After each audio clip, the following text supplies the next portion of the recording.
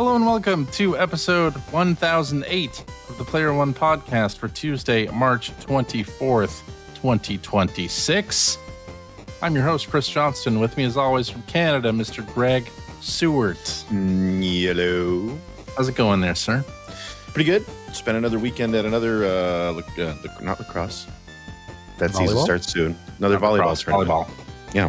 How'd that go? Yeah. Pretty well. They made it to the semifinals, and they Very nice. They lost the first set, they won the second set, and they came within 2 points of the third set, which would have sent them to the gold medal game. So they did really well. They did great. That's pretty good.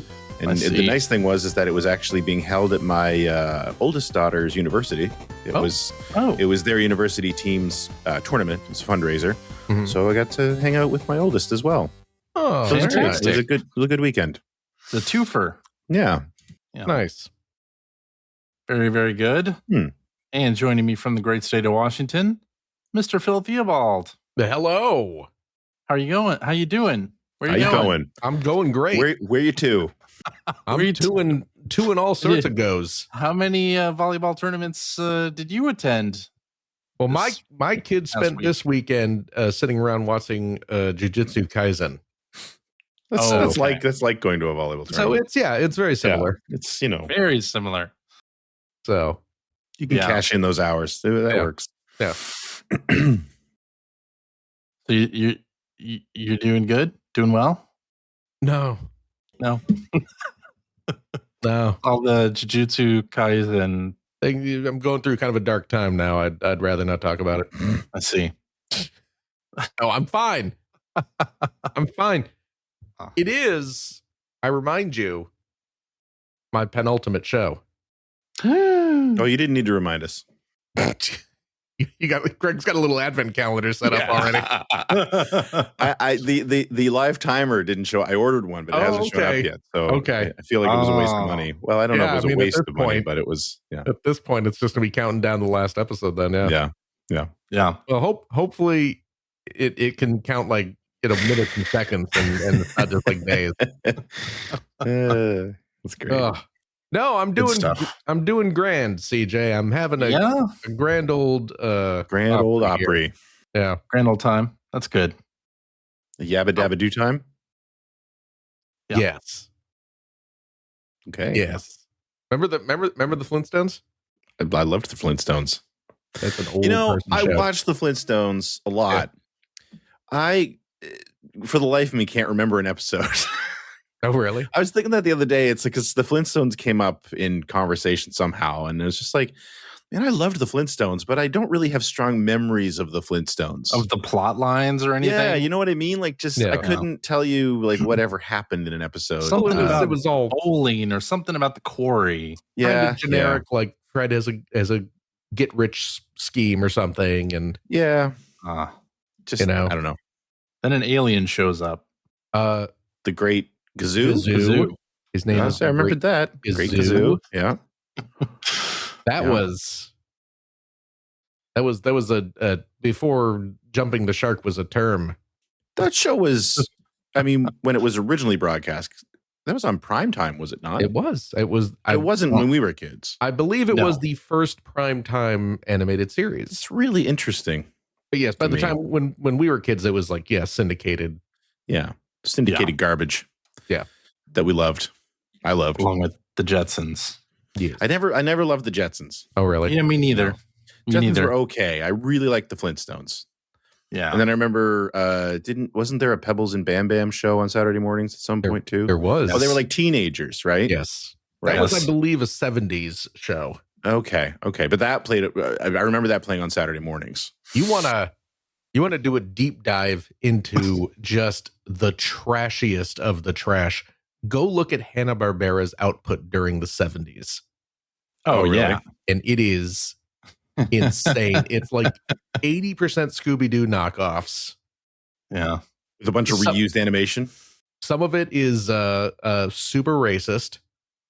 Yeah, it was the 70s. And some of it is like just super ingrained in like 70s pop culture. It's like, yeah, CB radios are very popular right now, so we got to do a cartoon that's about CB radios. I feel like I might have seen that. the CB Bears, I want to say. I believe they were a group of bears that had CB radios. There's some nostalgia tingling happening, so I feel like there was a thing. Yeah. Yeah. Yeah, no, there was just trash.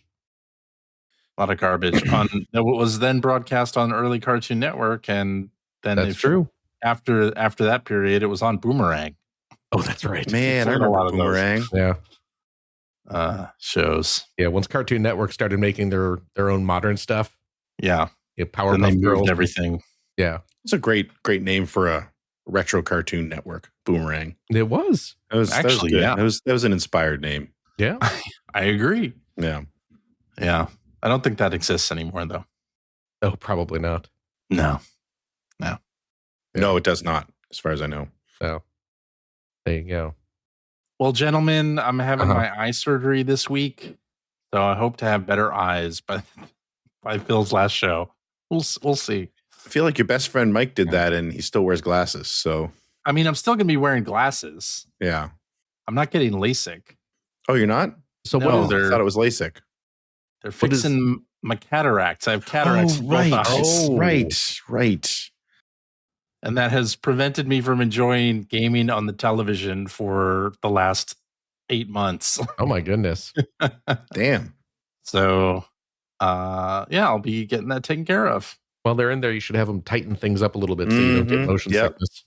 Yep. And they do that. Of course, over the last 2 weeks, I remember last time I said I was kind of sick and whatnot 2 weeks ago. Yeah. Well, I have a problem with my inner ear, you see. So now I'm getting fun vertigo spells that make me nauseous. Jesus, we're getting old. Jeez, buddy. Yeah. So the doctor, I went to the doctor for my yearly physical, and she gave me some stuff for the vertigo and the nausea. All right.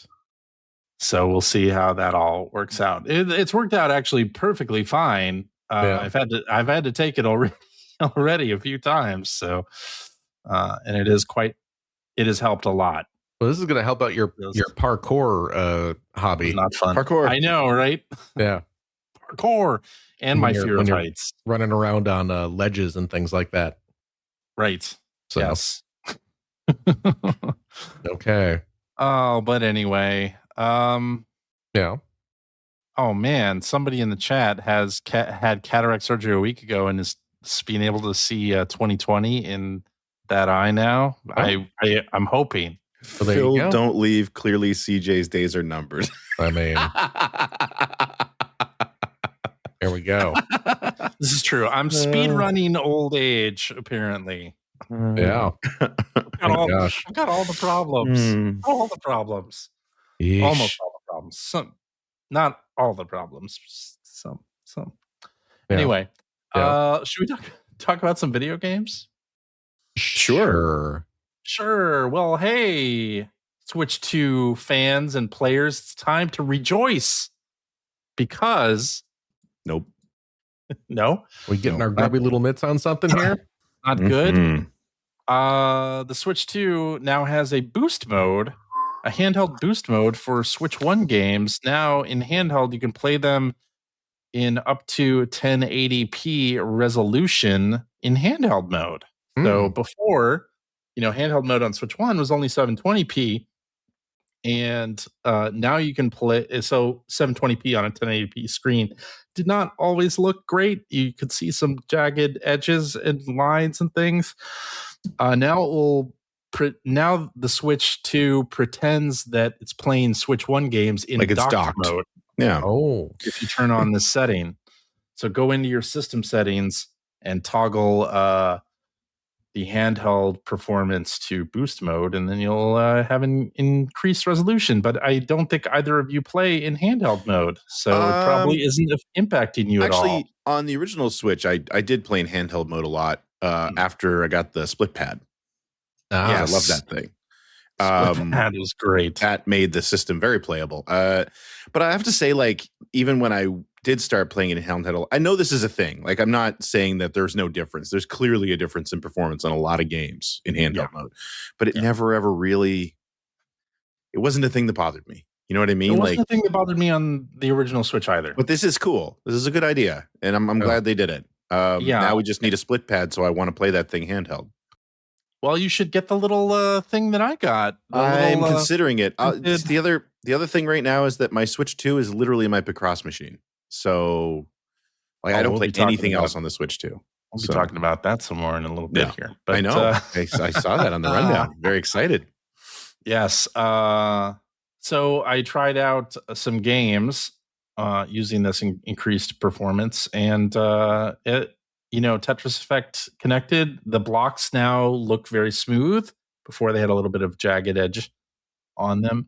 But does Mario Kart 8 look good? Mario Kart 8 looks really good. I mean, it always looks good. It's still the best game on the system, so still looks great.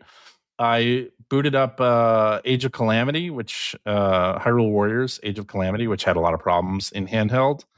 That now runs at 30 frames a second, but it looks very smooth. It looks nice.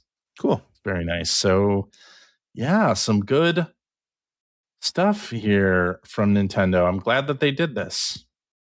Yeah, that's a great idea. I mean, that's a nice little good news story for those of us who are still playing some Switch games. Yeah. Apparently, there are some games that aren't compatible with it, including like the Pikmin games for some reason. I'm not exactly sure why. And then games act like they're docked, so you can't use the touch screen. And oh, wow. In handheld, it acts like the controls are a Pro controller, not the Joy-Con, is how it works. Okay. So you may see some weirdness in that, but still, I mean, it's something you can turn off and on, right? You can turn it off and on. That's great. Yeah.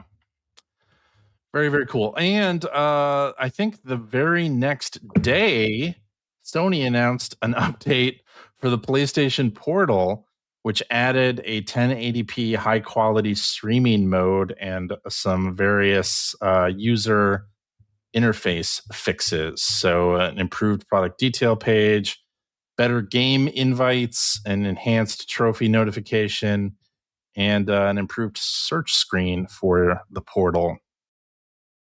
So that's pretty cool too. So if you have had problems where you wished the Portal was in higher fidelity than it was, or ran at a higher bit rate, now you can have that. So it's quite cool. I've always my only times that I have issues with the Portal has more to do with my network than anything else, I think.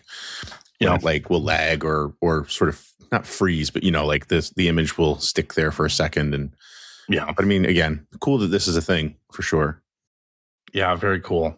I play a lot on the Portal, so I'm very happy. Well, it's because of your cataracts. That's also true. Old fella. That is old feller. I know.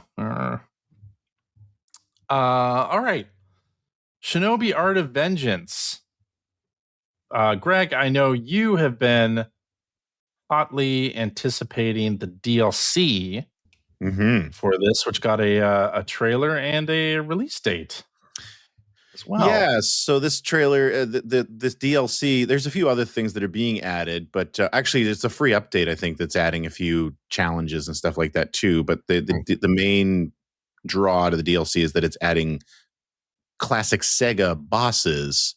So, classic, I guess. Yeah, Majima is classic now. So it's Majima, right? From Yakuza, is that his name? Yeah. So Majima is in here, and Death Adder from Golden Axe, and Eggman from Sonic the Hedgehog.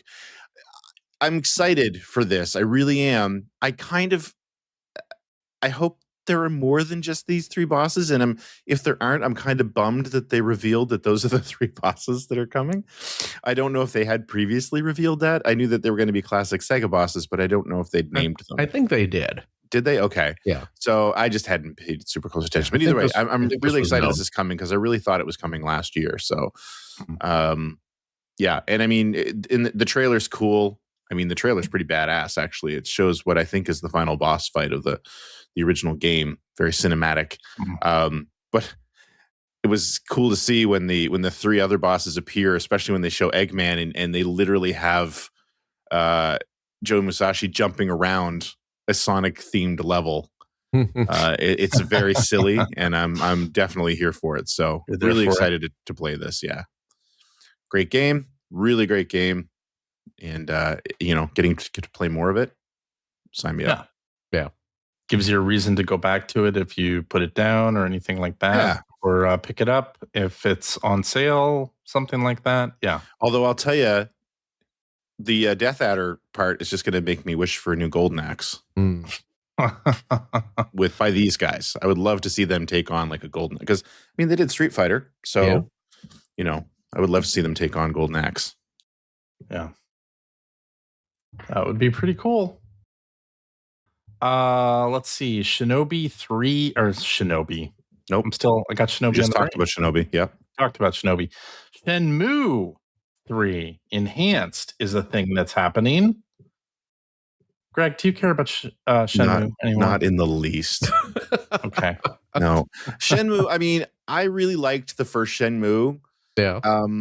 Because it was so different and so new, right? I mean, it really was. I mean, Yakuza is where it went, basically. To me, it felt like the prototype for something like Yakuza. I loved the idea behind Shenmue, but it was the idea that carried that game as opposed to the actual game, because it was so rough around the edges.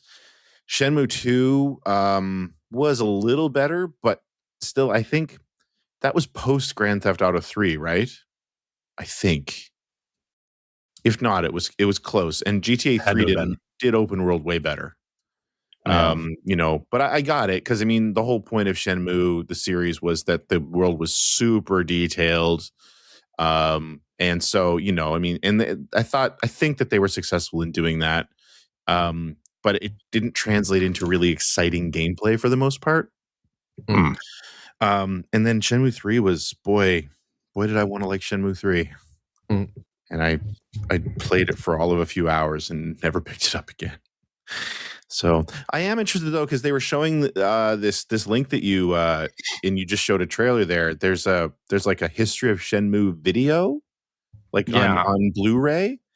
I'm curious who produced that, and if it's going to be possible to get it somehow without buying the special edition. I worry that the answer would be no, but I would love to see that, because it looks like they've got new interviews with Yu Suzuki at the very least. It does look like that, yes. Yeah, so that's cool. I mean, again, the Shenmue is so ambitious for the time. There was nothing like it. So I definitely am interested in learning more about the process by which it came to fruition. But but I won't be buying this. I have my copy of my largely unplayed copy of Shenmue 3 already. You played through the first two and you haven't. Yeah, continued. Because if you remember, right at the end of the Dreamcast's life, because it was cut short kind of by surprise. I mean, I think people in the media, there were rumors and people in the media kind of knew it was coming. But at the time that the Dreamcast was killed, it was planned to bring Shenmue 2 out in North America. And if you remember, right around that time, GameStop and EB, Babbage's, whatever it was called at the time, they started selling a disc called DCX, and they actually started selling European Dreamcast games. And Shenmue 2 came out in Europe on the Dreamcast, translated. Yep. I think it was subtitled. I don't think it was dubbed. Right. And that was where that was one of the games that I bought from whatever that store was called at the time, along with the DCX disc. So I actually played through the Dreamcast, the translated Dreamcast game, back when it came out. And then, I mean, Microsoft ended up releasing it on the Xbox, and I played through it on the Xbox as well. So I played through it twice, which is probably 1.5 more times than it's worth playing through that game. But anyway, yeah. I see. Well, of course, the big news, the big announcement, definitely. Or the biggest news is not DLSS 5. It is Picross S Konami Antiques Edition from Jupiter, which is coming out fantastic in April. Yeah, collaboration between Jupiter and Konami with, I think, 80 titles are included. So maybe this won't be all faces. Look at that beautiful list. Thank God. Mm-hmm. Yeah. This is perfect because I'm literally playing the final, whatever they're called, the extra puzzles. So I played through, I don't know about you guys, but when I play through these Picross games, I consider them done when I've finished the regular list, the standard list or whatever they call it, the clip Picross, right? Yeah, images, and then the extra, the really big puzzles. And once I'm done with those, I'm done. Yeah, see, I get the color ones in there. See, I don't do the color ones. I do everything but the Mega. I don't touch the Mega at all. Because the color ones are original puzzles. It's not like Mega where they're reusing puzzles. Oh, maybe I need to go back then. Those are all original puzzles. Oh, well, I might do that then because I at least with the Capcom and SNK, although I still feel like with SNK, I'll just be doing color versions of headshots again. But because that's where I am right now with that game. I'm doing the extra puzzles. Yeah. So, yeah. New feature, though, we're seeing on the screen a music player that plays, I guess, 10 different Konami music tracks, BGM tracks. No. I don't know if you can select those for your BGM during gameplay. But. Can you go rewind that trailer a little bit if you can? Okay. Yeah. Why? It looks like there's some kind of shading on the blocks now. What do you mean? Properly watch. Let's all sit here and watch this in silence. You mean in the background, the CRT? No. Just we're not there yet. But did you want me to right here? No, you're just stop. Oh my goodness! What is PJ? Come on, what are you doing? What am I doing? Seconds before I told you to rewind it. Okay. Oh, right there. Look at the blocks. They got a little. Yeah, they almost look like NES Tetris blocks. This is the 4-player. 4-player mode. Simultaneous. Yeah, that's what that is. That's not new, though. That's not new. Isn't it? No. The little shines on the blocks are different colors to denote which player has placed them on the board. Okay. Yes. Well, I might have to go back and do the Capcom color puzzles then. I don't know if I'll do the SNK ones. I don't know. Phil, can you tell me were they all headshots in the SNK one as well? I don't remember. I don't think I've done, because I usually do the color stuff after. Like I'll do a couple of like the very basic color ones, but then I'll go back and do the harder ones after I finish the black and white stuff. So I do not remember what's there. Okay. But the thing that's kind of interesting me about this trailer, I don't know if you guys noticed this. Is this different than other Picross where they have the CRT filter of game footage going on in the background during the puzzle? Yes. They're and then animating that animated the scrolling backgrounds is not new. Right. SNK did that and Capcom did that, but they're usually just static images or sprites. Yeah. It's not like this where it's showing game footage of Gradius. That's kind of neat. Yeah. I mean, for as much as you're going to look at it. Well, yeah. You're not really going to look at it. They did do that in the Capcom, the time attack mode is they did do that in time attack mode. Okay. So maybe they were just previewing it in that and now bringing it to every the normal mode. That's pretty cool.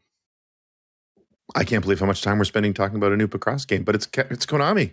I know. And I don't know, it looks kind of like maybe they have redone the tutorial. I haven't done the tutorial in a while. Tips here, so I don't do the tutorials. So I never do the tutorial. My goodness. But I think they might have redone it for this, which is kind of nice too.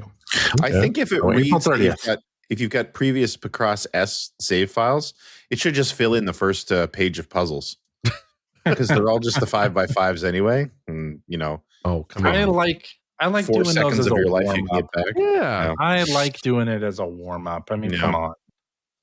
Yeah, a lot of great titles here, though. I'm skimming. Go back to that list. Go back to that list of 80 games. I just want to double check. Okay, I'm not seeing any. Snatcher? I see Kid Dracula. Metal Gear. Snake's Revenge. What I'm specifically looking for Tokimeki Memorial is to see if there's Hudson stuff in there, and it does not look like there is. No. Oh, yeah. Right. Which leaves, of course, the door open for...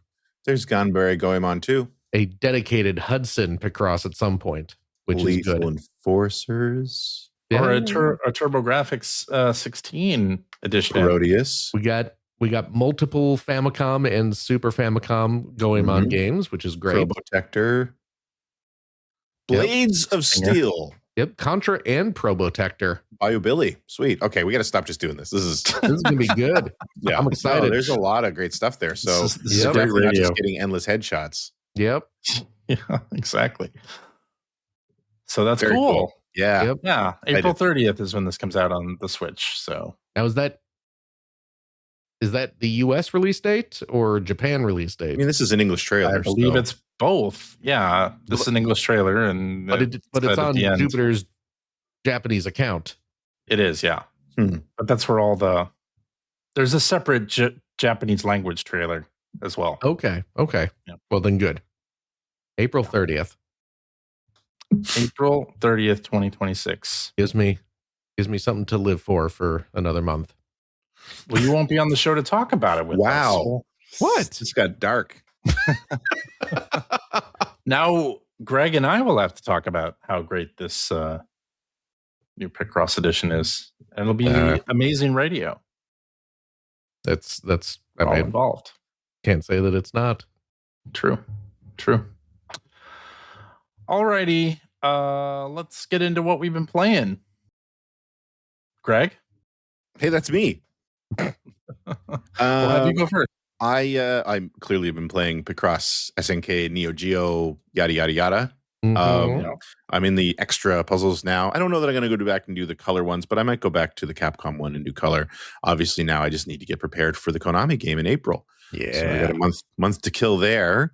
I don't think I've ever done any of the color Picross. Yeah, I've never done the standard and clip, and that's it. Yeah. I like the color Picross. It's not as good as black and white, but I do like the color Picross. Okay. Yeah. With the it's interesting even with the SNK ones. So I'm on the extra puzzles, and they're like 30 by 40 grid sizes, and they usually take a long time.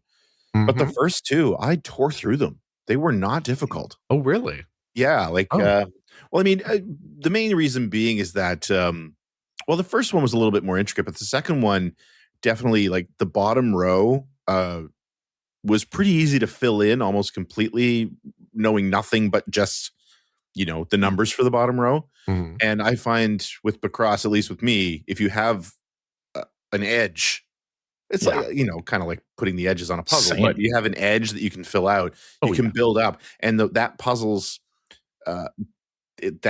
just for some reason, when you start building up from the bottom, it's really easy. Like it went by in like less than 20 minutes, which is crazy. With those big puzzles, it's not weird for it to last over an hour, right? So anyway, but of course, the main thing I'm still playing is Resident Evil Requiem. CJ, you still playing this? You haven't played it in a while. Not since we last spoke about it. Okay. Do you mind another game that came out that I'm addicted to and can't get away from? Digimon. Yeah. Do you mind if we do a little bit of spoilery? No, go ahead. So, spoilers to anyone who's playing Requiem. If you're not too deep into the game, give you a chance to go away here for a second. So, if you've been following Requiem at all, you probably already know this. But at one point, boy, does it ever become a completely different game. I have heard that. Really. Yeah. And I mean, I had heard that too, that it became more shooter centric, but I mean, the mechanics change a lot. Okay. You're playing between Grace and Leon. If you leave everything by default, Grace is first person. It's still, a fair amount of shooting, but it's much more, I would say, like Resident Evil 7 and 8-ish, first person. You have some weapons. You're being really careful with your ammo, et cetera, et cetera, et cetera. Trying to avoid combat where you can. And then when you play as Leon, it's very combat heavy, right? But even in the sections early on when you're playing as Leon, it's still sort of the same game mechanics, right? Like you have a few weapons, you have some ammo, you can craft different items and stuff like that. But at one point where the two sort of stories converge, because you're playing two parallel storylines, Grace kind of disappears for a while, and you play a large section of the game as Leon, and it's a shooter. Like it's very much my vague memories of Resident Evil 4, definitely more like Resident Evil 5, I guess, where you actually get into a mechanic where you're awarded for how many kills you get, and that's currency to buy new weapons, to buy upgrades, to buy ammo. Like there's still some light crafting, but not nearly as much as had been previously. You're just armed to the teeth. And like you're in this sort of big playground area now. You have to complete various objectives to sort of work your way through to the next section. But I mean, you're just running around shooting tons of zombies, and the point is to actually get into every fight and to kill every zombie you find. So and I'm not saying it's bad, but boy, does it ever just take a complete turn. It's not spooky in the least. It's just like, here's a giant room where we're going to spawn a ton of zombies, shoot them all, right? But it's fun. But yeah, it's a shooter. And the other thing I'm going to say, and I don't know why I feel weird about this, but I do. I feel weird in games where you're putting charms on your weapons, on your firearms. I don't know why. It just feels weird to me that you're dangling like cute little charms off the barrel of a gun. Wait, do those have any effect on? Yeah, they do. Oh, they do? Okay. Yeah. So that's like upgrades and stuff? Or... Yeah, they give you like a little... Cool. I only have two. One of them gives you power boost, and I forget what the other one does. Like little like Sanrio cell phone Yeah, things? absolutely. That's exactly what they are. Oh, just dangling off the gun. I mean, that's a big thing in free-to-play shooters, too. I know. It's weird, though. It feels weird. Anyway, I don't know why I'm hung up on it, but I am. And yeah, then I just did this like big arcade sequence, and I think, not to give away everything that's happening, but I think I'm in the end game area now. Okay. Cool. Just, played it up to about a half hour before we started the show tonight, and yeah, and I feel like that play mechanic's going to carry right through to the end, because the area I'm in still has basically the storage container has been sort of usurped by this digital store that you can buy these upgrades and buy these new weapons. And I just unlocked a new weapon. I had to buy a new shotgun. No, a new submachine gun or something. Anyway, yeah. But still really digging it, man. Like it's still, I would say the best Resident Evil since 4 so far. So yeah, cool. I really loving it a lot. You do. It's really good, and it feels, it's not feeling like it's dragging, especially where they completely changed up the mechanics now. Like it's kept it fresh. Okay. So I will say that. Yeah. Cool. But yeah, that's the main thing that I'm playing this week. Also, we ran the penultimate race of this season of the Gran Turismo Player One Podcast Racing League. And it's pretty exciting. We're going into the final race in a week and a half with I think the top 6 drivers are separated by 7 points. So it's really close. And I hope I win. Wow. I see. I'm leading the points right now by 2 points. So anything could happen. Anyway, that's it. That's what I'm playing this week. Okay. Phil. Yes? What have you been playing? Oh, golly. Well, among other things, a game that you might talk about later, I don't know. But yeah, I did pick up a new game this week. New video game. First-person shooter. Game. You know what a big first-person shooter fan I am. Mm-hmm. Absolutely. But I picked up the brand new Starship Troopers Ultimate Bug War. I'm really curious about this.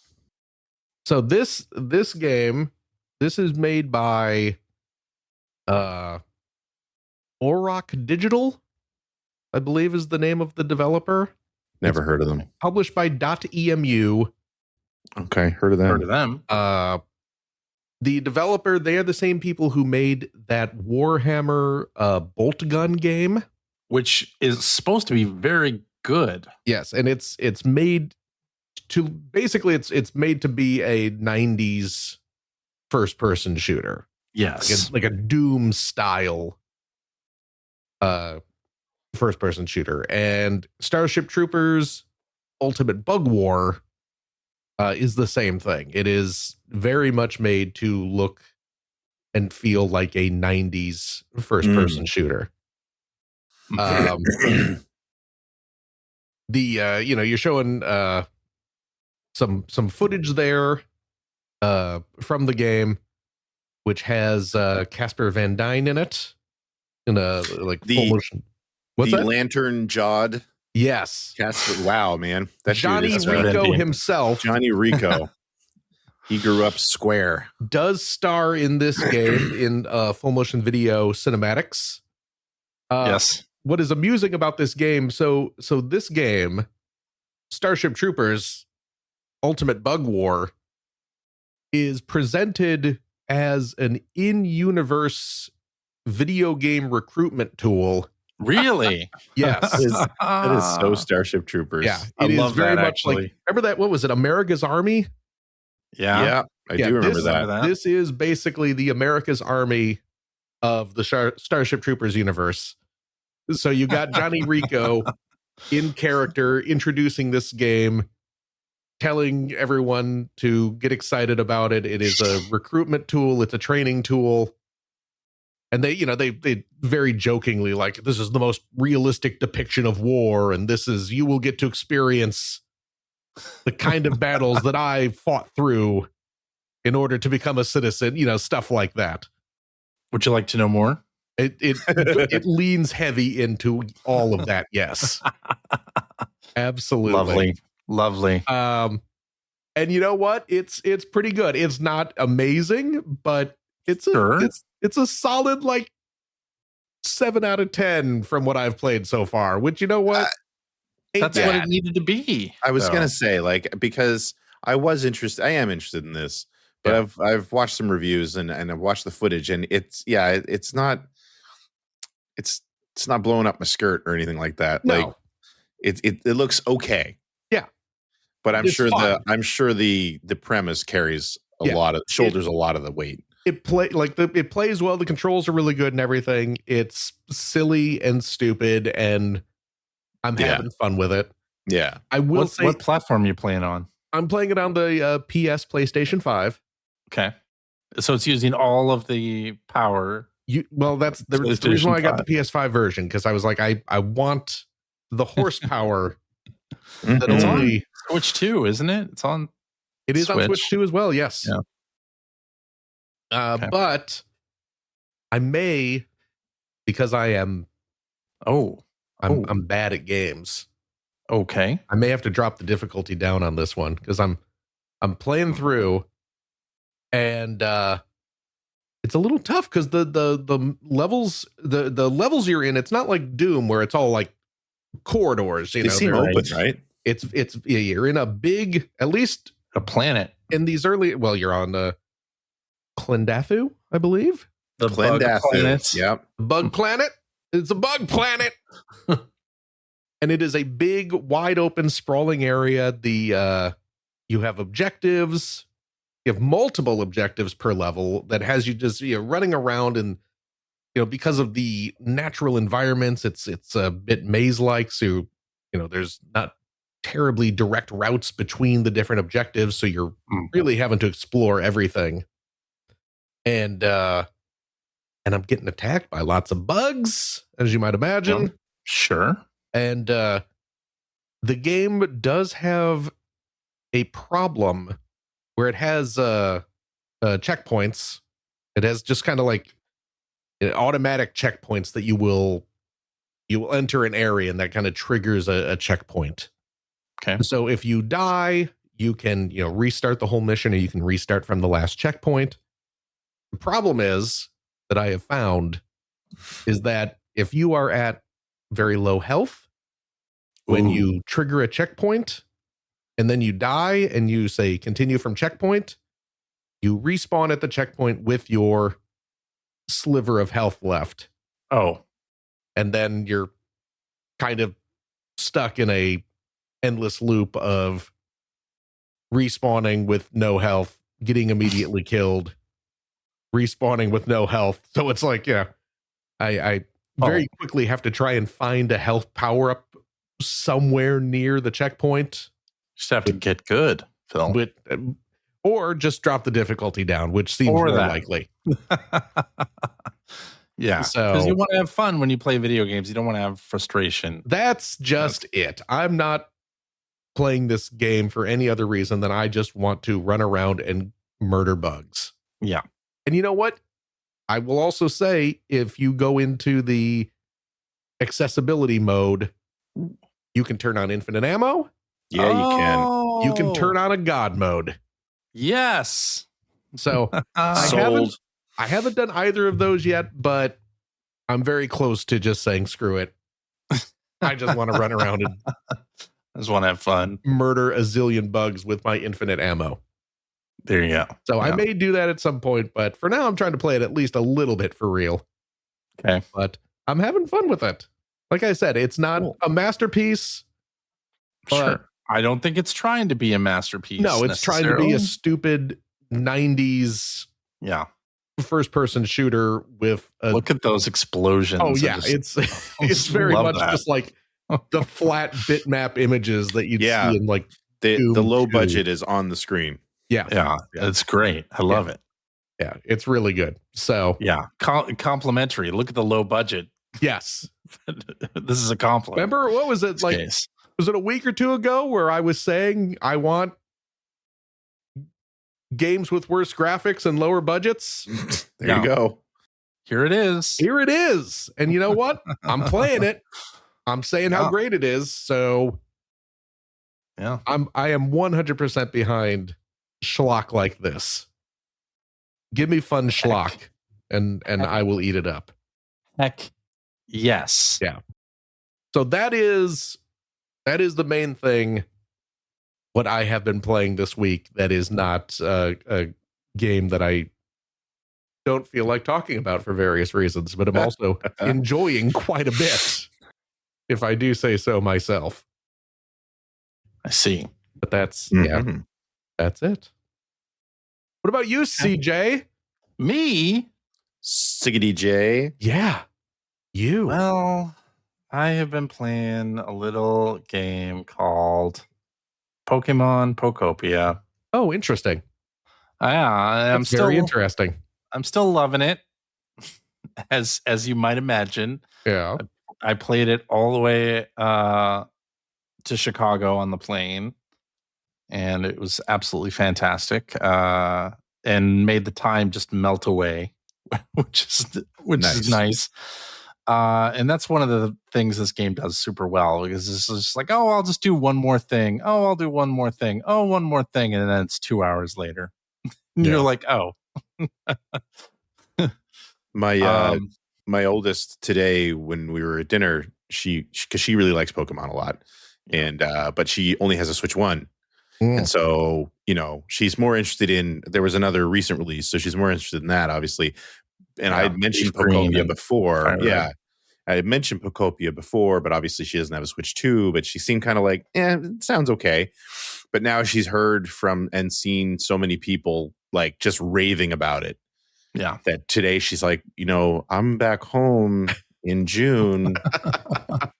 Do you think we could get Pokopia and I can play it on the Switch 2? I was like, yeah, okay. Because I've heard so many good things about it too. It's like, I can justify that. I mean, even though you're not into the Pokemon games, Greg, you might like this one a lot. Like, it is a really fun game. It has a really sort of addictive core loop of helping revive these areas and helping Pokemon do different things. And I'm in the 4th area now, so I have finally unlocked what I believe to be the final area of the game, the one in the sky where there's floating islands.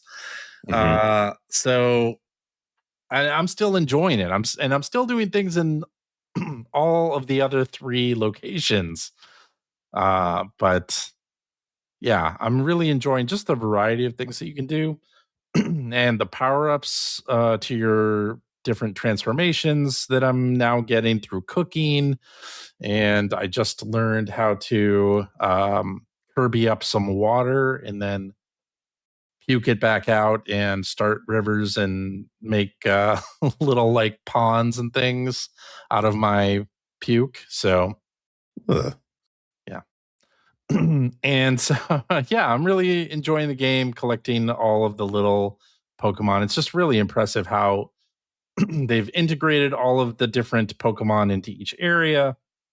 I really dig that. I did a mission in the beach area on the St. Anne, which is a ship from the original Pokemon game that the ruins of it are in this game, and you go and explore it, and that's really cool.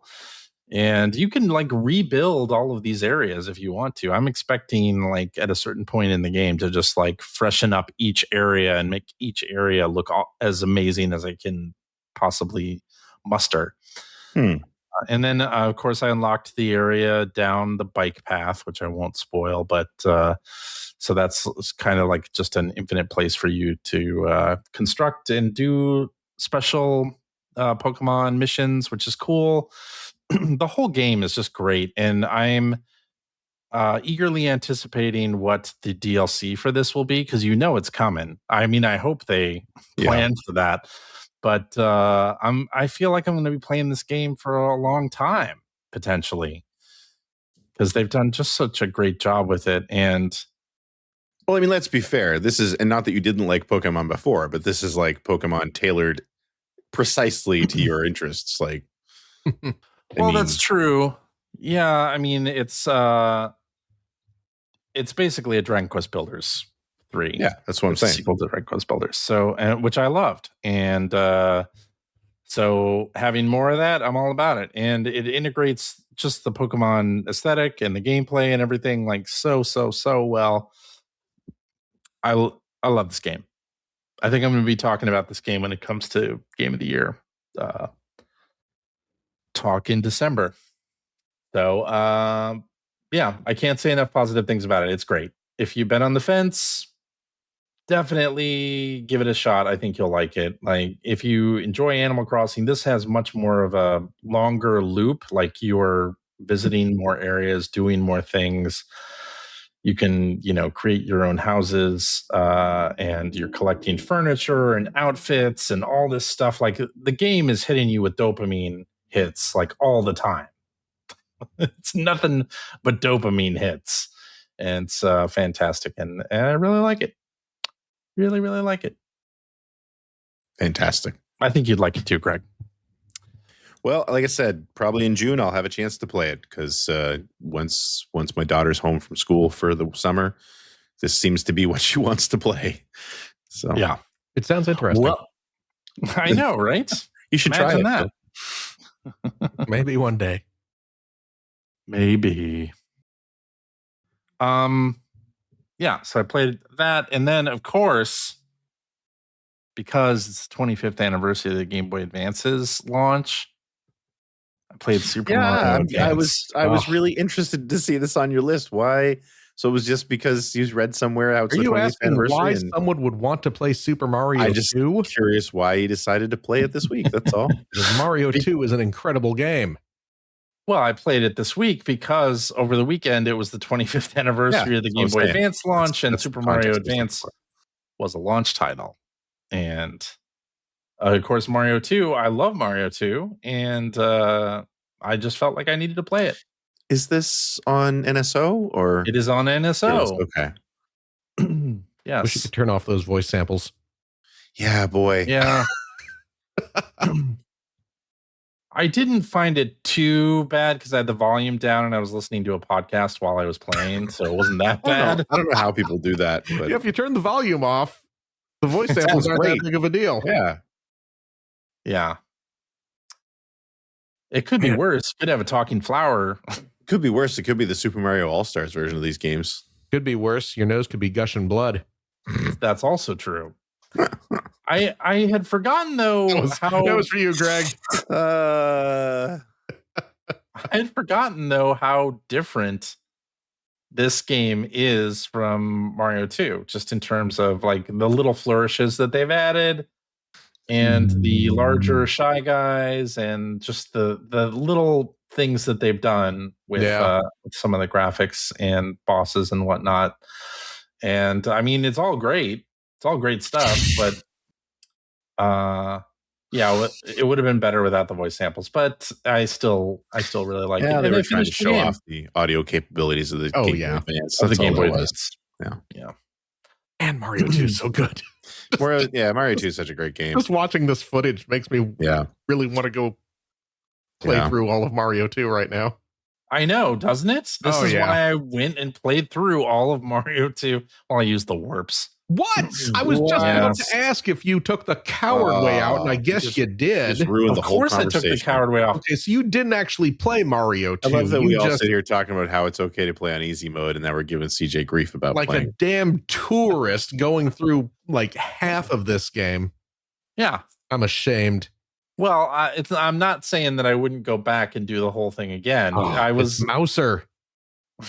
I was really like, I want to see the Wart fight again. Like, I just want that. I was going to say, CJ just wanted to go fight Wart. Yeah, I just wanted to go fight Wart. So I did exactly that. Oh my gosh. And it was great to relive this. But can you believe that the GBA is 25 freaking years old? And this game is 25 years old too? Oh my goodness. Just absolutely amazing. And I got to say, the ending is just as great as it has always been. Yep. Yeah. Let's see if we can get to a word here. There we go. I could have just watched it on YouTube. I didn't really need to play the game. You need to play this game. Come on. It's too good to. But of course, as I was doing it, I used save states on NSO and the rewinding as well. And what are the Yoshi eggs there in the? Did I miss something here? What's happening? The hearts with the Yoshi eggs at the bottom. I forget what the Yoshi eggs do in this version of the game. Because that was a new thing they added to the GBA port. Yeah. I guess it's not really a port. Not really a port. But I do want to see them revisit this game again. Oh, yeah. Oh, my god. And do something new with it, because that would be so fantastic. Or died. Because the mechanics of this game are just so well done, and it would be great to see what they could do. Wart turns grayscale like Optimus Prime when he dies. Mm-hmm. Yeah. That's how you know he got rid of the Matrix. Challenge. You know what, though? Starscream turned gray too when he died, so that's fair. Yeah. I watched that movie the other day. Oh, did you? Yeah, I hadn't watched it in forever, and my kids walked out of the room. They didn't like it. Screw them. They don't know what they're talking about. How much of it could you recite along with it? Oh man, the whole thing. And I was singing all the songs. Every time I look into a monitor, prime my circuit sizzle. When are we going to start busting Deceptichaps? Patience, Ironhide. We don't have enough energon for a full-scale assault. Man, that movie was traumatic for a kid. Oh, yeah. And just kill off everybody you love in the first 5 minutes. It was great. It's good stuff. There you go. Good stuff. Oh, there's Luigi doing what Luigi does best. All right. I think we're done watching videos, right? No, I don't think so. I think we are. Yeah. But Mario 2, absolutely fantastic game. Mario 2 is so good. You know what's revisit it? The GBA. My son, out of the blue last week, I think, well, it might have been earlier than last week, started playing BioShock. Oh, I think you mentioned this. Yeah. Well, he's finished BioShock 1 and 2 now. Oh my goodness. So, and he started Minerva's Den tonight, but it ended up crashing on him. So he kind of stepped back from it. I told him that, if he's been enjoying it, he seems to have been enjoying it. Did you tell him enjoy that, the final game in the BioShock series? Exactly. I said like he should definitely go back and play Minerva's Den all the way through, because it's not as long, and it was really great. I think he's going to try Infinite. He has tried Infinite before, and he wasn't really high on it then either. But he's really tearing through it. It's funny because he's playing it on Xbox, and so my live account is connected to my phone. So anytime there's an achievement, it pops up on my phone. So I was like texting him saying like, congratulations on fully upgrading a plasmid. And so, I mean, he worked this was March break up here, and he worked all week. So he was so excited that he had the day off today. And clearly he spent the whole day playing BioShock 2, which is not a bad way to spend your Sunday. So yeah, absolutely. Just want to point out Hacker Alias Pad Chords in the chat saying, in Super Mario Brothers 2, if you spread the 20 levels evenly between all 4 characters, the banner during the ceremony will cycle through everyone's names.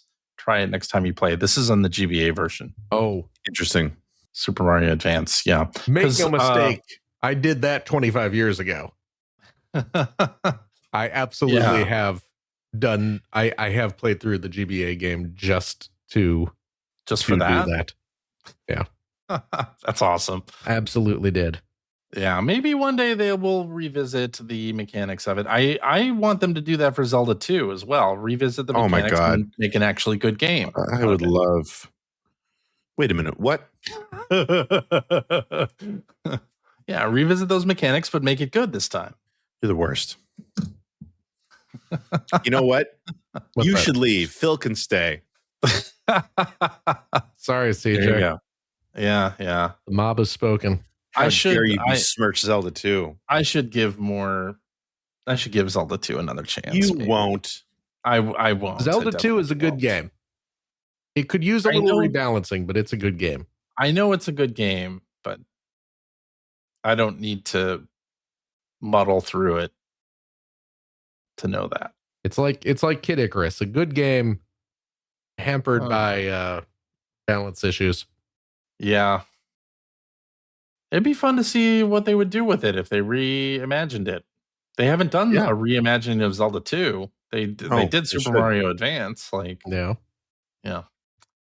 Well, anyway, I guess that's all for what you've been playing. So let's head to Blue Skies. I wanna fly sky high. Let's go together. I see. Well, you do see. Let's do this one from listener Mike Nelson, who, by the way, I had lunch with when I was in Chicago. Oh. Yeah.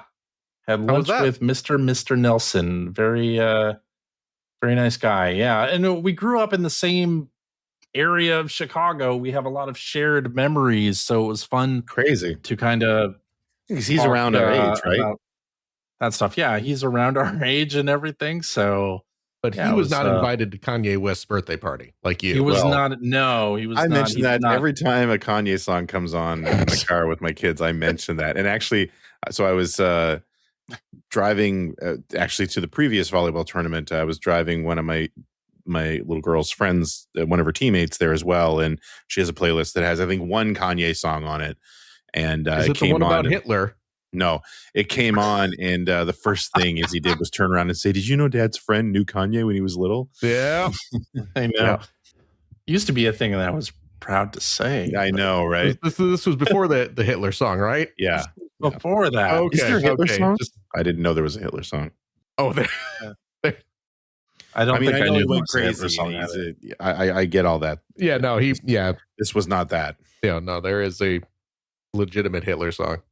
It's too bad, because his music was good. Yeah, his music was great. Yeah, I really enjoyed it. And it was really freaking surreal to see somebody you went to elementary school with on the cover of Time magazine. That was just really weird.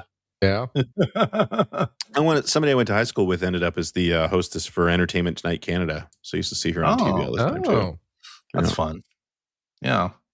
I don't think I ever mentioned this on the show, but Kanye West, there was a music video that he did. It was all like CG, and it was kind of like a sort of an Endless Runner sort of thing. And they pitched it to Adult Swim. And really? I was in a meeting with like Kanye West's like media coordinator. I forget, like his director of new media or something. And so I said, like, hey, I went to elementary school with Kanye West. And then he started giving me the third degree, like, okay, what school, what, all of these things. Oh, And I'm sure they dealt with all of that. Yeah. And I was like saying all the right things. He's like, okay, I believe you know. I went to his birthday party. That's right. I got him a He-Man toy. Should have said you went to his bar mitzvah. Oh. What? Oh. Anyway, so that was the thing that happened. What did you guys eat? At the birthday party? Or at the meeting? No. You and Mr. Nelson. Oh, Mr. Yeah, that we went to a pub and had pub food. So I had a corned beef sandwich. Yeah, that's some good eating. Yeah. Okay. So yeah, then we got some dessert. Of course. Were you in Chicago proper? Chicago proper. Yes. Okay. In the Evergreen Park neighborhood. Should have gone to the Wiener's Circle. That's in a different part of the city, I believe. It is. It's up by. I think it was kind of by like Lincoln Park, I believe. Something like that. Yeah. Yeah. I haven't been down there in a long while. Yeah. Actually, but I should go down there. Yeah. Maybe next time I'm in Chicago, I will. Yeah. Hit up the Met. See if there's anyone playing. The Met. There you go. Yeah. Metro. Anyway, but Mr. Nelson's question. Oh, well, yeah. We didn't get to. Atari 2600 box art was the best. Which box art would you like to see made into a modern video game? Okay, well, first of all, he's right. Yeah. Atari 2600 box art was the best. You know what? I'm going to sidetrack this. Okay, sidetrack it. I've always wanted to see this. I really need to get that book. I'm sure someone out there has done this, but it's just never crossed paths with me. I've always wanted to see someone who is a talented artist create new Atari 2600 style box art of Activision games, because Activision had a very distinct house style for their box arts. Yeah. Usually they had like a rainbow stripe on there somewhere. Yep. Yeah. And I wanted to see someone take modern Activision games and do 100 style box art of like Call of Duty or whatever. That'd be interesting. I would love to see that. Yeah, that would be pretty fun. Yeah. Oh my gosh. Such good box art. That would be great. But yeah, the actual like first party, like Atari box arts with its photorealistic paintings. Painted, are all so gorgeous.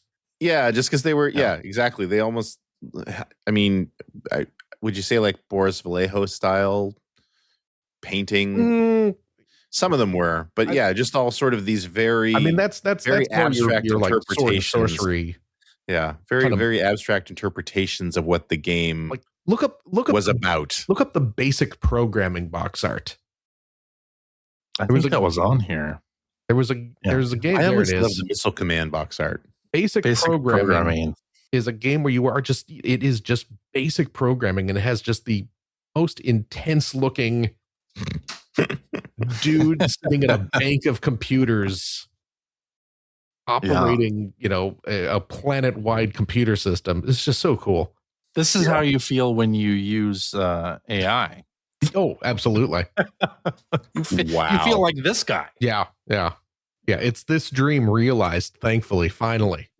Finally. Man, the 80s when computers were like new, like consumer level computers were such a new, mysterious thing. Yeah. What a grand time. Well, that's what I'm saying, right? And that's why, they couldn't. It was interesting because I was reading somewhere how like Nintendo's black box games when the NES was released, where they purposefully, the box art was made to look like the in-game sprites. Yeah. Because they didn't want to be, I guess, I don't know if people were accusing Atari or other companies of doing this, but they didn't want the box art to be misleading. Yeah. You were gonna, you know what I mean? Wasn't that on the Video Game History Foundation NES That's documentary? probably where I saw it. I think that's exactly where I saw it. Bill Mudrun's comment. The song "I Lied to You" from Sinners was written by Atari box artists. Yeah, there you go. Yeah. Right. So, but I mean, you know, so that was that. You're right. It was that documentary from the Video Game History Foundation, which I'd never heard before. I thought it was really fascinating. It makes a ton of sense because, but I still think the Atari box art is so wonderful in a 70s kind of way. Yeah, and it reminds me too, because if you go back and look at very early video game magazine or video game articles in magazines and newspapers, you don't normally get screenshots of the game. You get artist interpretations of screenshots of the games, which is so wild when you think. It makes sense when you stop and think about it. It's like, how, you know, they didn't really have the text sorted out to take a good screenshot. Yeah. I mean, sometimes you get that on the back of the box. Yeah, absolutely. Absolutely, you would. Look at that. Super Breakout. Look at that. What does that have to do with the game? Nothing. It's the just astronaut man with the rainbow bar. Yep. Just looks cool. What are you talking about? Oh, it's so good. Like I said, that's why I loved the Missile Command box too. There's just something about the Missile Command box that really spoke to me. To Mr. Nelson's question. Yeah. One of these boxes that I would like to see made into a real game. Also, side note, the Defender box art is so good too. With the Defender is great. Horrified people looking up at the invading ships. It's so cool looking. Classic old Atari box art that I would like to see made into a real game is not an actual look up Dodgem, CJ. First party one. Oh, the Dodgem one's great too. Oh, I love Dodgem. Yeah. Look up Dodgem real quick, and then I will reveal the one I want to see. Yeah, the old timey like 1920s. Yeah. Look at that. It's so great. Yeah. That's awesome. Friggin' Mr. Toad's Wild Ride looking. Yeah. Love it. Magic. You remember Magic games? Yes. And that is the way you say it. Yep. I want a real version of their Demon Attack game. Yeah. So which one? This one or this one? So Demon Attack. Oh yeah, that first one just looks like it's right out of like a Buck Rogers or something. Yeah, not that one. That one there with the dinosaurs. This one? No. Get that trash out of the way. I don't even know what that is. New Demon Attack? That is some fan-made bullshit. What are we talking about? I'm talking about those silver-ass dinosaur toys. Oh, shit. With airplane wings glued onto them and missiles. So this game, for those who haven't played it, which is probably most everyone. I love Demon Attack. Oh, so did I. It was a kind of Space Invader-y type thing. Kind of like Phoenix, which was another Space Invader variant.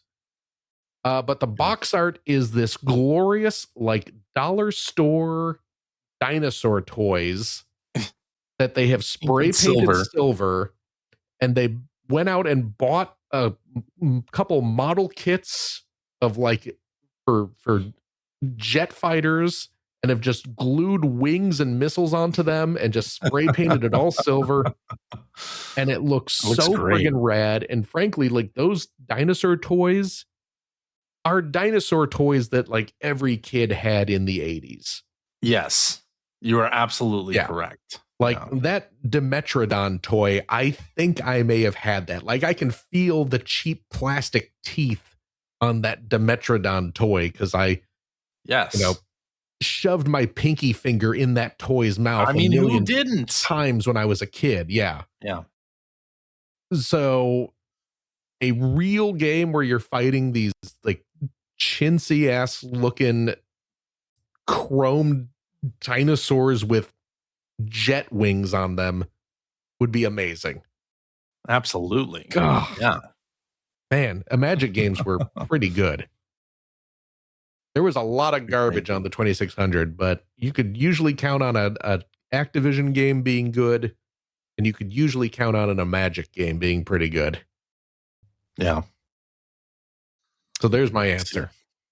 Demon Attack. You saying dodge him, Greg? Is that I loved dodge. Yeah, I would play whatever that is. It's like an old timey Formula One Grand Prix style. Well, the car in back anyway is definitely based on an old F1 car. Oh, but the front's like a Model T. Yeah. It just looks great. I love it. I mean, it's totally Mr. Toad's Wild Ride looking. Yeah. Yeah. It's like if Mr. Toad got trapped in an F1 race. Yeah. Yeah, I would say just either Missile Command or Defender. Just pointing out, too, when you mentioned Magic, it reminded me that Rob Fulop was one of the founders who went on to make Night Trap. Oh, that's right. Well, he did Demon Attack. That was his game. Yeah, Demon Attack was his game. That's why I thought of him. Yep. Oh, it's good stuff. So good stuff. So good. Yes. Oh, wait. I was going to look up the black box mock-up for Zelda. Oh, yeah. Bill mentioned that in the chat. Yeah, I'm sure I have seen it, but I don't, like, it's not coming to mind at the moment. Oh, yeah. Okay. Bring it up, CJ. Show it to us. I'll bring it up. What game we're talking about? One second here. There was a black box mock-up for Zelda before they went to oh, my, yeah, look at that. And that's something. Is this fan done? It's fan done. That's way busier than Nintendo would have done it would have been more of a close-up of Link. Yeah, probably. Yeah. Interesting. Oh, yeah, I made. But was there a real one, though? Was there a real? No, it was the gold box, remember? Well, I know based on the CES picture. Oh, okay. Oh, based on the CES kit picture. Okay. So there was at one point a Nintendo-made mock-up, and that's the fan recreation of it. There you go. Yeah. Okay. I mean, obviously, they made the right call going with the gold. But yes. Interesting. They made it special. Yes. Let's do this one from hacker alias Okatok's lawyer, who says, I beat Mini Shoot Adventures this week. Gotta play that. It's a cross of twin stick shooters, top-down Zelda-style adventure games. What other games mashed up genres best? Did any lead to their own genre that got replicated after? First of all, Mini Shoot Adventures is great and should be played by anyone who enjoys a top-down Zelda-style game. And it's not that long of a game either. Like, it's pretty short. Pretty easy breezy. There's no dialogue to read or anything, no voice acting. It's just very good. And everyone should play it. And Bill and Greg, I know you have a copy of it in your Steam library. So how do you know? Because I gifted it to you. Oh my goodness. So yes. Any other mashups? Genre mashups. Genre mashups. I'm sure there are. Drawing a little bit of a blank. This is one of those ones where we should have had some time to we should have had time to think about the answer. I'm sure there are, but I'm having trouble thinking of them at the moment. Right? Yeah. I mean, I'm sure there are plenty that are like something mixed with a roguelite. Oh, of course. I mean, that's the current thing, right? Yeah. Sectori. I can't think of anything off the top of my head. Isn't Sectori like Geometry Wars roguelite? Oh, yeah, that's true. Yeah. There you go. That's a good one. That's a good response, CJ. Good job. Sectori. Yes. Perfect. Yes. Twin stick shooter crossed with a roguelite. Absolutely. Yeah. And that's a good game.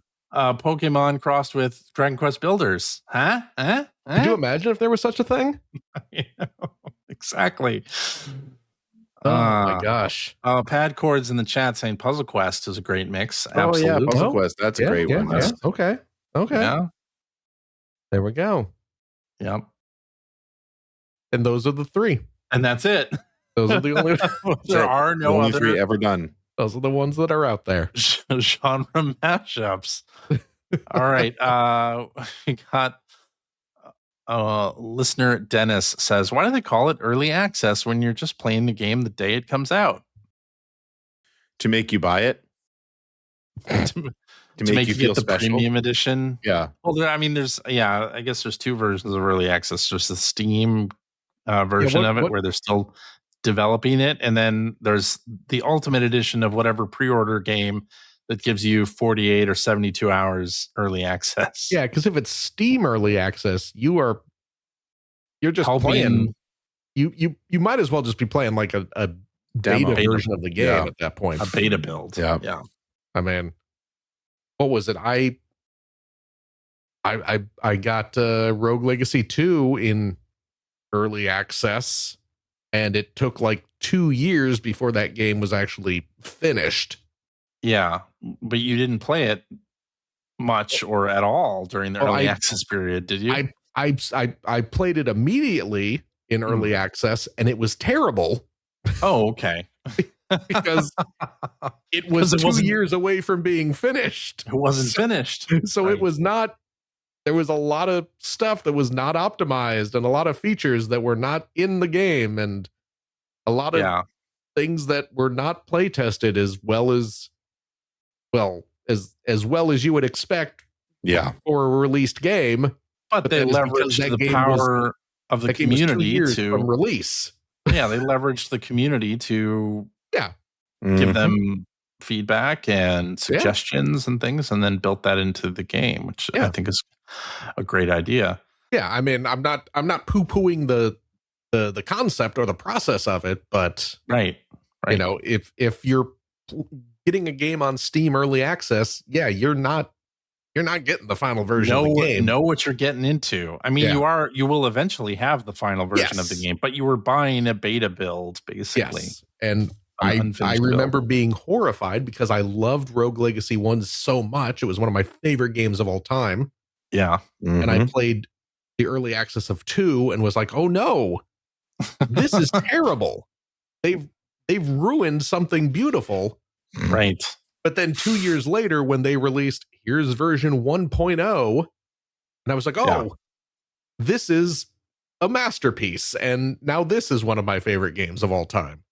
Yeah. That's similar to the demo that I played of Alabaster Dawn, where I really, really liked it, and then found out, they're releasing it into early access. And I looked at their roadmap, and they're expecting to be in early access for 2 years. Yeah. I mean, so it's like, well, I think I'll wait. Yeah, I mean, that's the game when it's actually content complete. Yeah, in quotes. Yeah, but I'm sure early access, like you said, it helps the devs hone in on things that. Yeah. Oh, it's extremely valuable for a lot of. I would also imagine the extra funds that they get from people paying for the early access certainly. Yeah, that definitely helps too. Pay for the staff to continue making the game. Mm-hmm. So, yeah.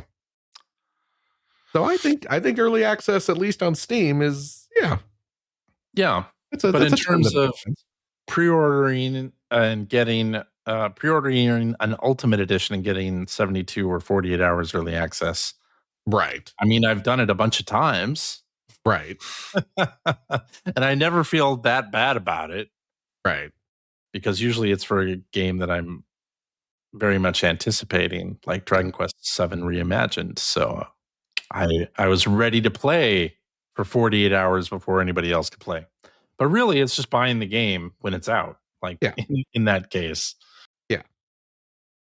You're not getting it early. Everyone else is just getting it late. That's right. Yeah. That's right. And now we have, what is it, like two...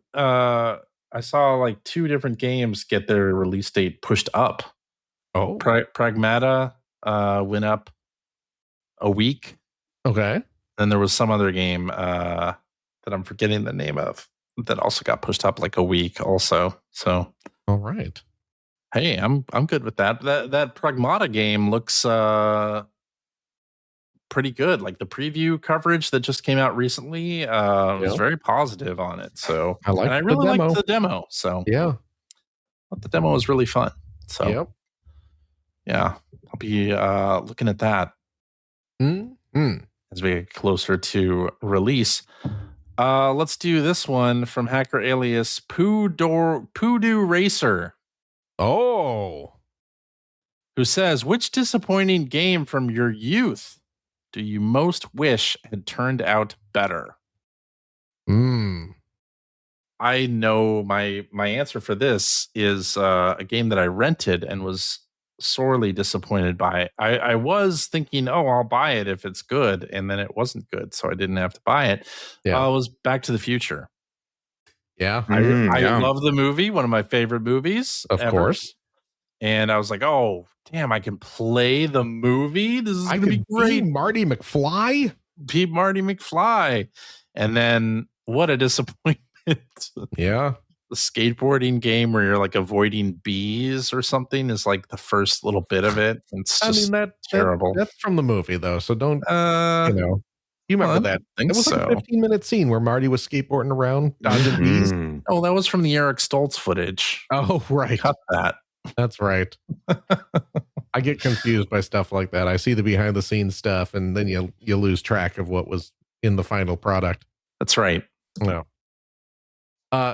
Similarly, I mean, you could just do a whole list of licensed games. But yeah. I'm gonna say the Who Framed Roger Rabbit game for NES, which because boy, oh boy, I adored. Although I wanted to like it so bad, I still played through it. Oh, so did I. Yeah, a lot of people did. Yeah, but it wasn't a good game. It controlled poorly. It was not terribly well thought out design wise. It wasn't fun. But boy, did I force myself to get through it because I got it. I can't remember if I bought it myself or if it was a gift. But, back in those days, if you got a Nintendo game, that was the game you had. Right. Until like the next major gift giving holiday rolls around. Yep. So pretty much you forced yourself to like that game and play through it. And I did it with Roger Rabbit and wasn't happy about it. Anton in the chat saying anticipation for the NES. Now, is that a real answer, or is this speaking of having to give a gift back? Is this a Blaster Master joke? I got Anticipation for Christmas, and I quite enjoyed that game. Is that right? Back in the day, or maybe I was just that I convinced myself that it was good because, imagine it was a game that I got for a gift giving holiday and had to like it. Now imagine how much more fun you would have had you gotten Blaster Master. Well, I also got RC Pro Am that holiday, so that was better. Two rare games. I do still have, by the way, years ago, I remember the Player One community pitched in and got a gift for me of a sealed copy of the NES Anticipation game. Yeah. And I still have it, of course, and it is a wonderfully horrible present. Absolutely. What a treat that was. An awful, anger-inducing treat. Yes. For me, the first games that come to mind are actually two games that got fiddled with when they came over here, and I've never actually gone back and played the good versions. For me, Streets of Rage 3 was extremely disappointing. Okay. The version we got here was extremely disappointing, considering that Streets of Rage 2, I mean, to this day remains one of probably my all-time favorite game. Yeah. And similar to that was ActRaiser 2, because I adored ActRaiser. The first ActRaiser was such a great game, and I was so excited for the sequel, and the sequel was garbage. But again, found out a few years back that it had been really rebalanced poorly for the American audience, and I've never actually gone back and tried to play the Japanese version. And I had I would say though, as far as one really highly anticipated game, I'm going to say from my youth, although I was in my mid 20s, but it just sort of popped into mind was Tomb Raider Angel of Darkness. Oh, because I was so looking forward to that game, and it was kind of like the original Tomb Raider, fantastic game, love it, love it, love it. I'm so excited for the remaster that's coming, or the remake that's coming out, the new remake that's coming out. And then they got into this yearly release cycle where the game still looked the same, and they were sort of diminishing quality because they were making them churn these things out on a yearly basis. So like Angel of Darkness was the first PlayStation 2 game, and it was going to be like, this is taking Tomb Raider to like a new console generation. We're going to remake it. We're going to refocus, and it's going to be a whole new experience. It's going to be amazing. And it was just absolute trash from like the word go. It was so bad when it came out. So I was kind of bummed about that. I'm glad that they survived it and ended up having, I think it was Crystal Dynamics coming in and sort of, rebooting Tomb Raider in a successful way to what it's become today. But for some reason that was the one that really popped into my head. I also remember Phantasy Star Universe. Like I was like, PSO is back. Beginning of this show. And then, this is one of the first games we talked about on this show. What a heartbreak. Terrible. Yeah. Just awful. Ugh. And to me, Sega has just never been able to capture what made the original run of PSO so much fun. Mm-hmm. Like it just has not. They've made it for like the hardcore Japan audience, not for the US audience. I'd say Sonic Adventure 2 fits into this mold too, because Sonic Adventure 2 was not good. Yeah, I wanted it to be good. I mean, it was not Sonic Adventure 1.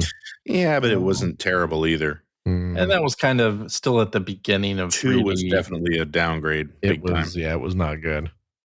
Yeah. Yeah. You know what else is not good? The screen scrolling in Super Mario Advance. So when you're going one direction, it like auto scrolls so that you're only a certain distance away. But if you turn around, it does it the other way. So now you're on the right side of the screen, not able to see. Like it does it very differently from the NES game. Mm-hmm. Pretty much locked in the center of the screen in the NES game, aren't you? What's that? You're pretty much locked in the center of the screen on the NES game, right? No. Like your main character? No, it's not? No, I don't think so. I don't think so. But on the Super Mario Advance version, there's oftentimes some weird like things that were one screen on the NES version are now like stretched out, and it like scrolls the screen a little bit. It's trying to give you a leading view, right? Isn't that the idea? It is trying to give you a leading view. Ultimately, I don't think it does it very well. No. But anyway.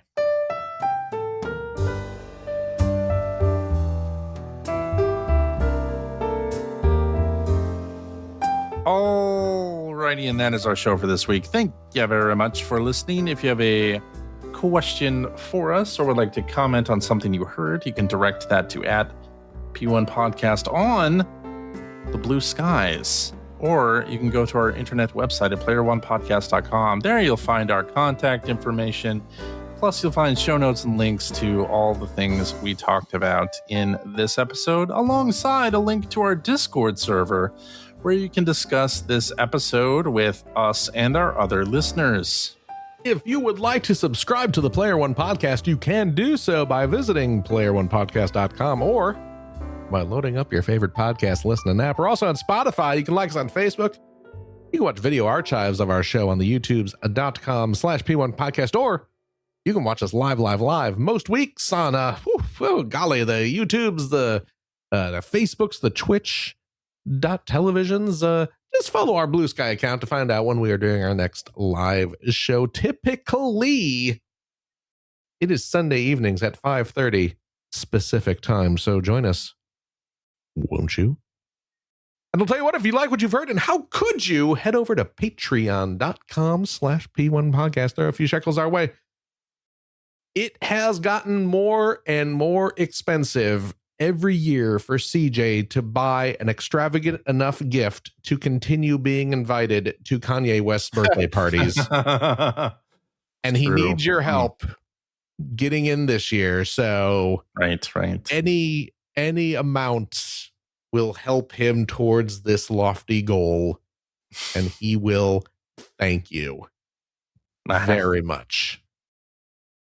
We might also, if there are leftover funds, use them to keep the podcast streaming, doing all that stuff. What we normally do. Thank you.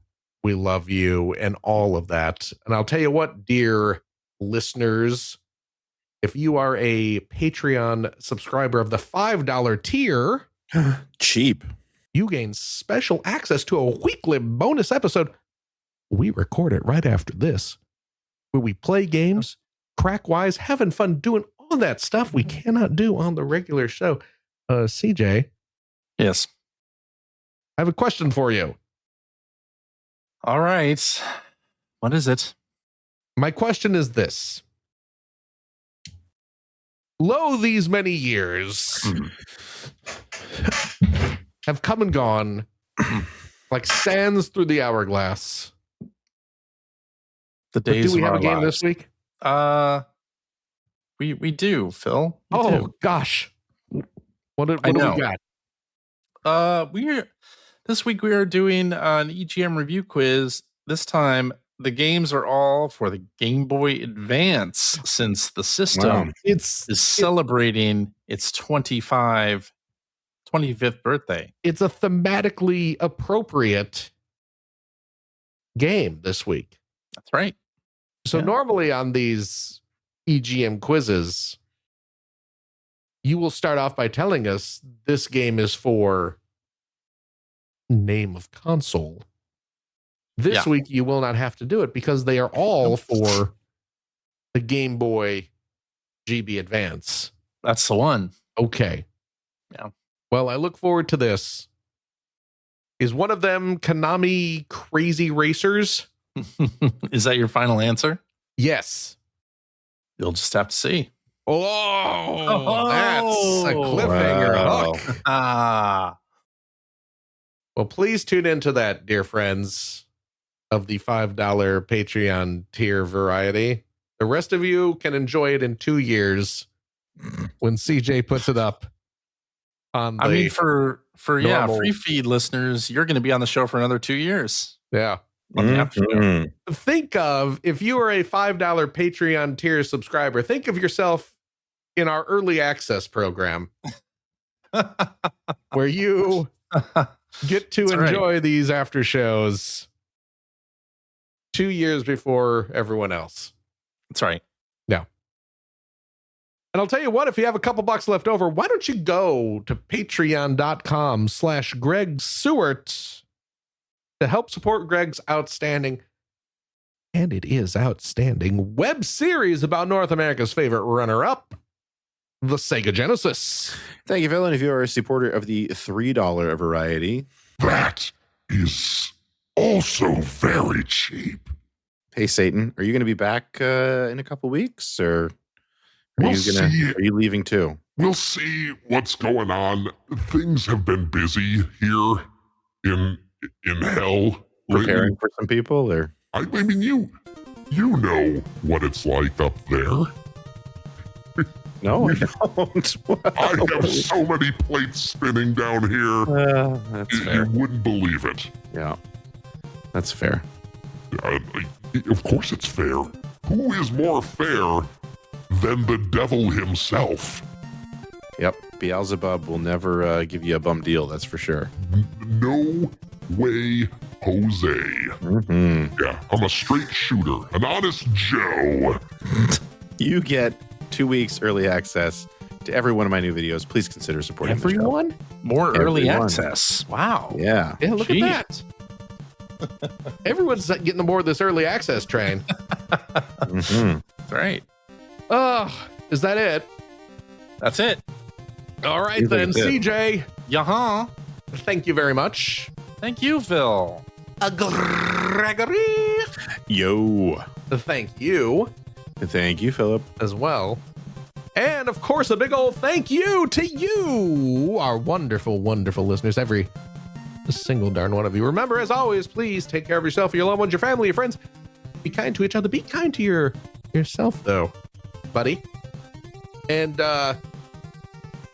I don't know about CJ and Greg here, but me, Phil, I really hope to see you next week for my final episode. But I thought you said you were going to come back as a guest sometime. No, that was a lie to placate you. Damn it. To avoid drama. I didn't want to rile you up because I know how you get. I see. That was a patented falsehood on my account. You'll never. I am cutting off contact with you not Greg, but you so quick. Me? After you know what you did, buddy.